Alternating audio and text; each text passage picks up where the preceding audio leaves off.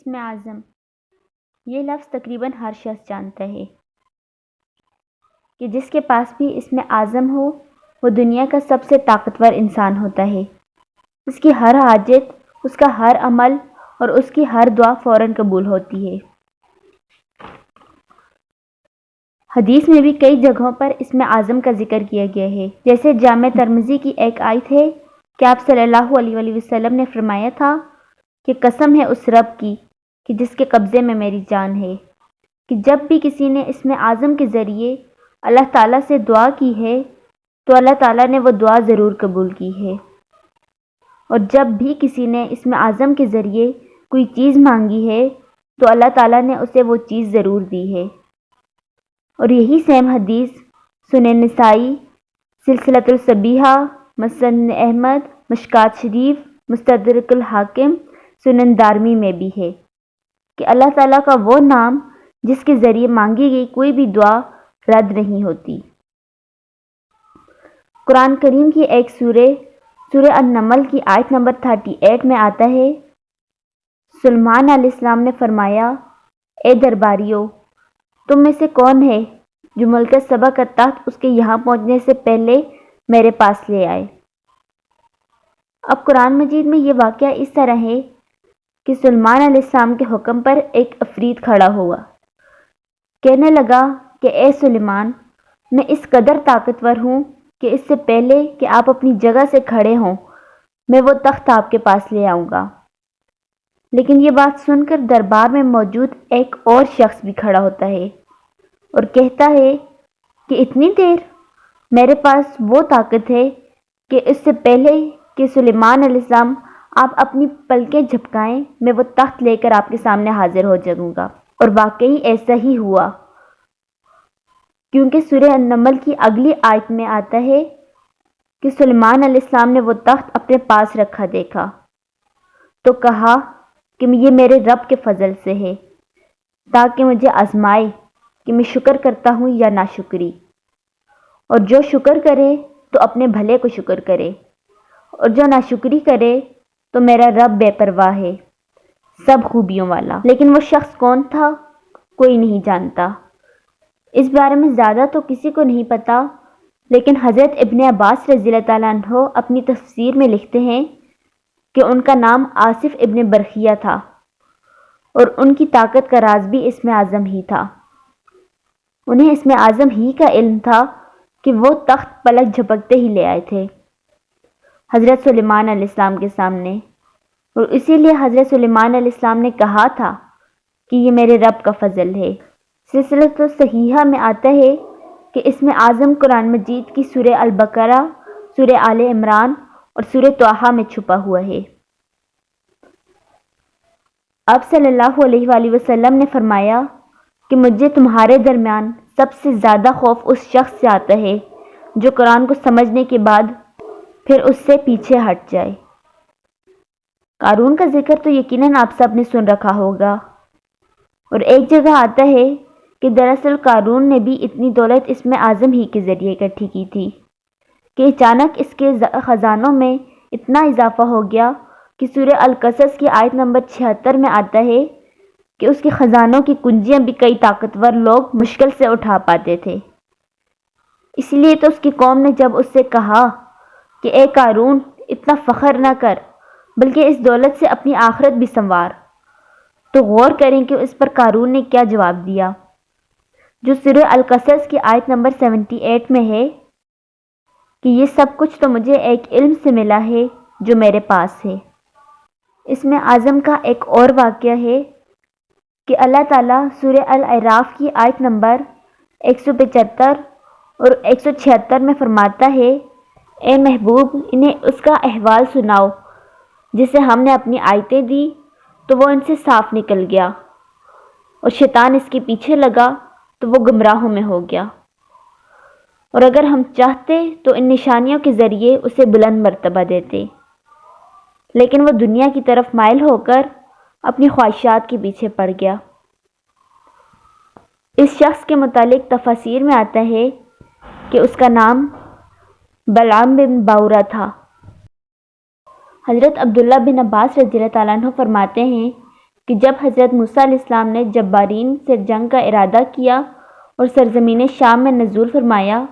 تو بلعام بن باورا کی قوم اس کے پاس آئی اور اس سے کہنے لگی کہ حضرت موسیٰ علیہ السلام بہت تیز مزاج ہیں اور ان کے ساتھ بہت بڑا لشکر ہے، وہ یہاں اس لیے آئے ہیں تاکہ ہم سے جنگ کریں اور ہمیں ہمارے شہروں سے نکال کر ہمارے بجائے بنی اسرائیل کو اس سرزمین میں آباد کریں۔ تیرے پاس اس میں عزم ہے اور تم ایسے شخص ہو کہ تمہاری ہر دعا قبول ہوتی ہے۔ تم نکلو اور اللہ تعالیٰ سے دعا کرو کہ وہ انہیں یہاں سے بھگا دے۔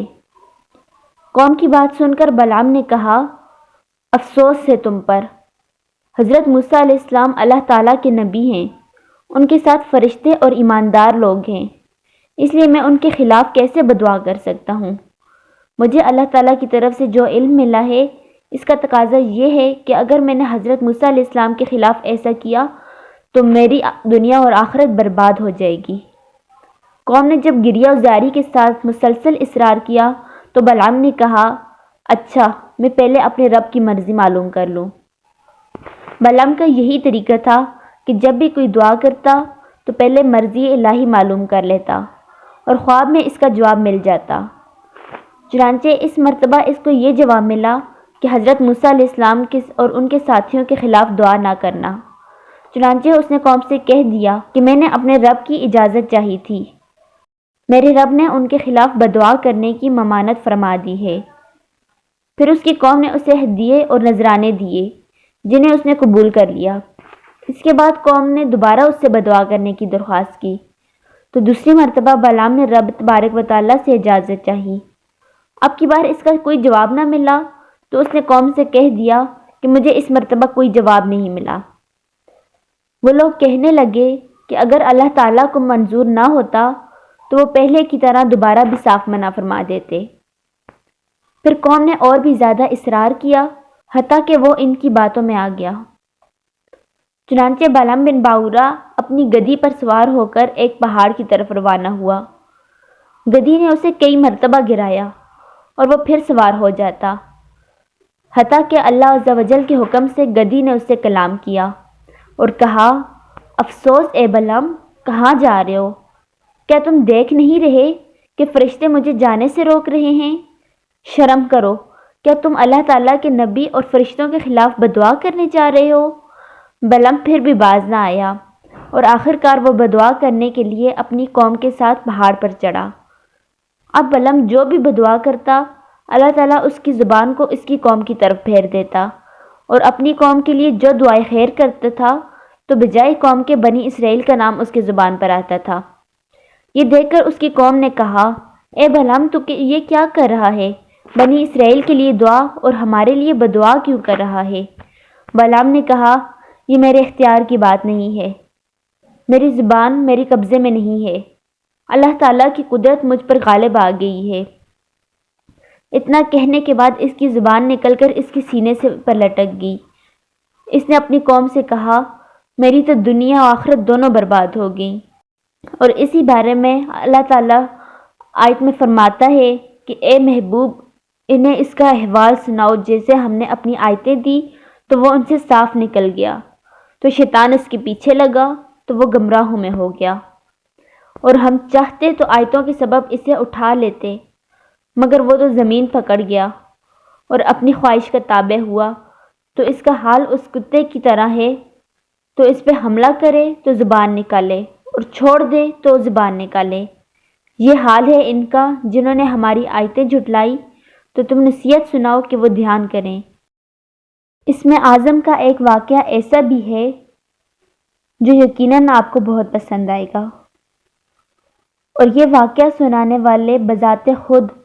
حضرت محمد صلی اللہ علیہ وآلہ وسلم ہیں۔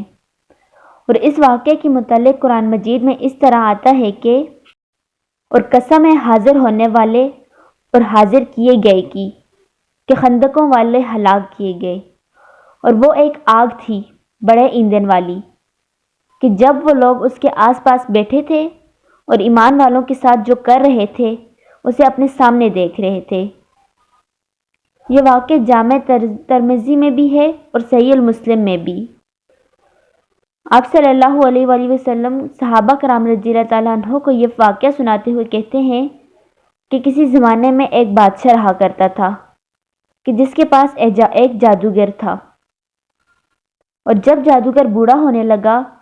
تو اس نے اس بادشاہ سے کہا کہ آہستہ آہستہ میری موت کا وقت قریب آتا جا رہا ہے، اور میں نہیں چاہتا کہ میرا علم میرے ساتھ ہی اس دنیا سے چلا جائے، لہٰذا مجھے اس ملک کے ذہین ترین بچوں میں سے ایک بچہ لا کر دو تاکہ میں اسے اپنا علم سکھا سکوں۔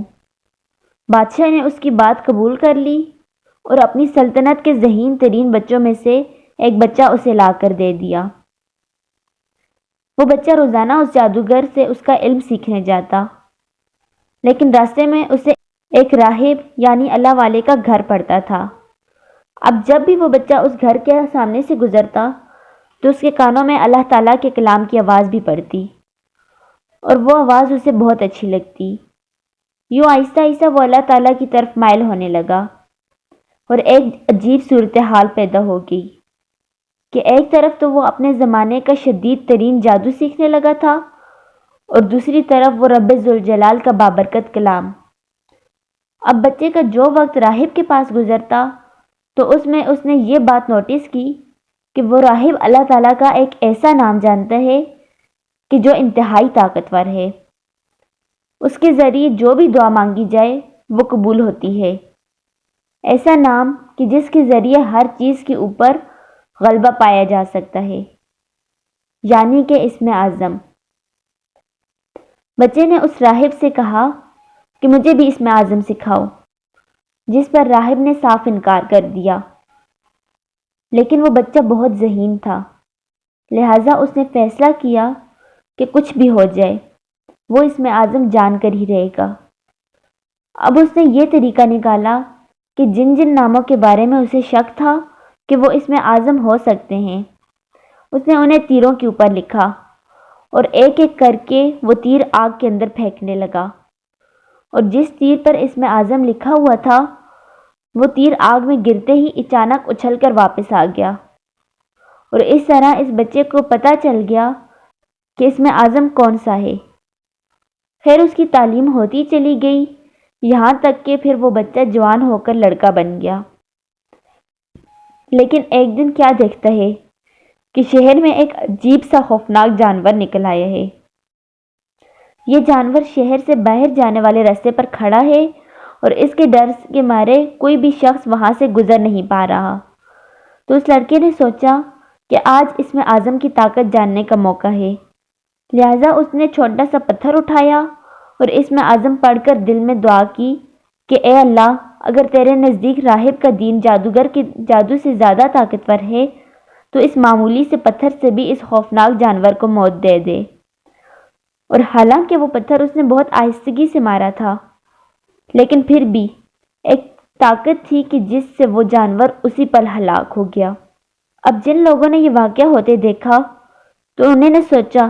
کہ جادوگر نے لڑکے کو اس قدر طاقتور جادو سکھا دیا ہے کہ اب وہ اس جانور جیسی بڑی بڑی بلاؤں کو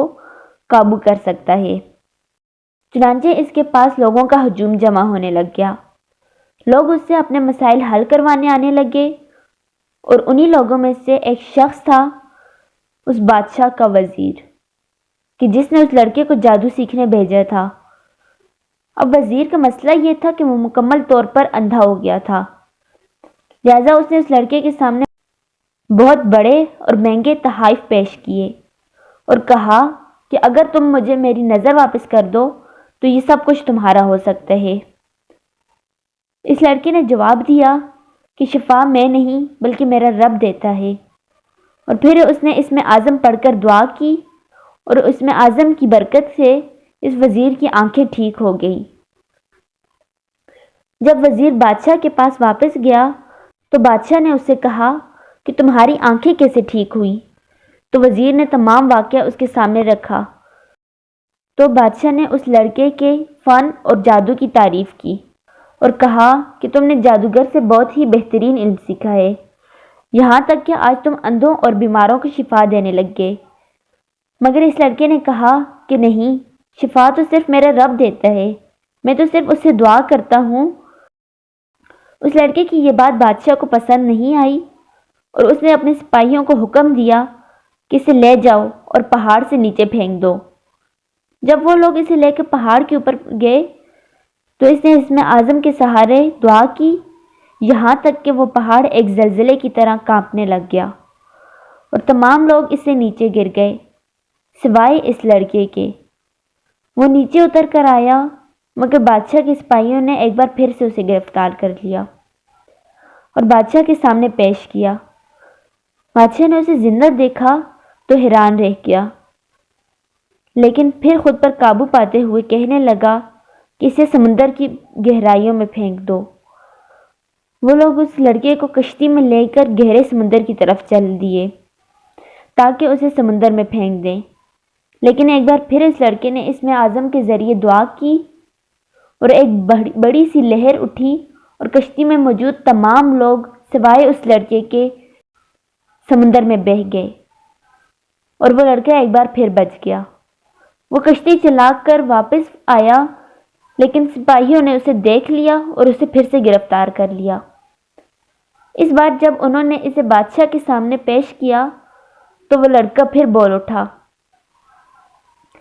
آخر وہ لڑکا بھی بول اٹھا کہ تو جو مرضی چاہے کر لے، تو مجھے نہیں مار سکتا، حتیٰ کہ تو ویسا ہی کر جیسا میں کہتا ہوں، اور تو نے ویسا ہی کیا جیسا میں کہتا ہوں تو تو دیکھے گا کہ میری جان بآسانی نکل جائے گی۔ بادشاہ خاموشی سے اس کی باتیں سننے لگا کہ دیکھوں تو یہ لڑکا ایسا کیا کہنا چاہتا ہے۔ اس لڑکے نے کہا کہ تو لوگوں کو ایک بڑے سے میدان میں جمع کر، پھر فلاں فلاں الفاظ بول کر کہے بسم اللہ ربی غلامہ، یعنی اس اللہ کے نام سے جو اس غلام کا رب ہے۔ یہ کہہ کر مجھ پر تیر چلا اور تو دیکھے گا کہ یہ تیر میرے آر پار ہو جائے گا۔ اور بادشاہ نے اس کی بات پر عمل کیا، لوگوں کو ایک بہت بڑے میدان میں جمع کر کے وہی الفاظ دہرائے اور سب کے سامنے اس پر تیر چلایا۔ تیر اس لڑکے کی کن پٹی پر لگا اور وہیں اس کی شہادت ہو گئی۔ لیکن یہی تو اس لڑکے کا مقصد تھا، کیونکہ وہ جان چکا تھا کہ بادشاہ اور اس کے سپاہی نہ تو کسی صورت اس کی دعوت حق ماننے والے ہیں اور نہ ہی وہ اسے قتل کرنے کے ارادے سے پیچھے ہٹنے والے ہیں، اور نہ ہی وہ اسے قتل کرنے میں کامیاب ہو سکیں گے۔ لہذا اب ایک ہی طریقہ ہو سکتا ہے کہ کسی بھی طرح ان کی اپنی زبانوں سے نکلوایا جائے اس اللہ کے نام سے جو اس غلام کا رب ہے۔ اور پھر وہی ہوا جو اس لڑکے کا مقصد تھا۔ جیسے ہی لڑکے کی شہادت ہوئی تو دیکھنے والے آپس میں سرگوشیاں کرنے لگے کہ اسی رب کا کلمہ تو یہ لڑکا پڑھا کرتا تھا اور اسی رب کے نام سے ہی تو آج بادشاہ بھی اسے جیت پایا ہے۔ لوگوں میں چہم گوئیاں ہونے لگی اور یوں ایک بڑی تعداد بادشاہ کے مذہب سے پھر کر اللہ کی طرف راغب ہو گئی۔ اور تب اس بات پر بادشاہ نے حکم دیا کہ جتنے بھی لوگ ایمان لائے ہیں ان سب کو زمین میں بڑے بڑے گڈھے کھود کر اس میں آگ لگا کر اس کے اندر پھینک دیا جائے۔ اور صحیح مسلم کی روایت میں تو یہاں تک آتا ہے کہ ان ایمان لانے والوں میں ایک عورت ایسی بھی تھی کہ جس کے ساتھ ایک چھوٹا بچہ بھی تھا، لیکن بادشاہ نے اسے بھی نہیں چھوڑا، اور وہ بچہ آگ میں گرتے ہوئے اپنی ماں سے یہ کہہ رہا تھا کہ ماں صبر کرو، ہم ہی سچ پر ہیں۔ اور پھر اللہ کے نبی کہتے ہیں کہ تب ان خندقوں والوں پر اللہ کا عذاب آیا جنہیں ہم اصحاب الخدود کہتے ہیں، یعنی خندقوں والے۔ اور تب آپ صلی اللہ علیہ وآلہ وسلم نے البروج کی وہ آیات تلاوت کی، اور قسم ہے بروج والے آسمان کی اور وعدہ کیے ہوئے دن کی اور حاضر ہونے والے اور حاضر کیے گئے کی، کہ قتل کر دیے گئے اصحاب الاخدود۔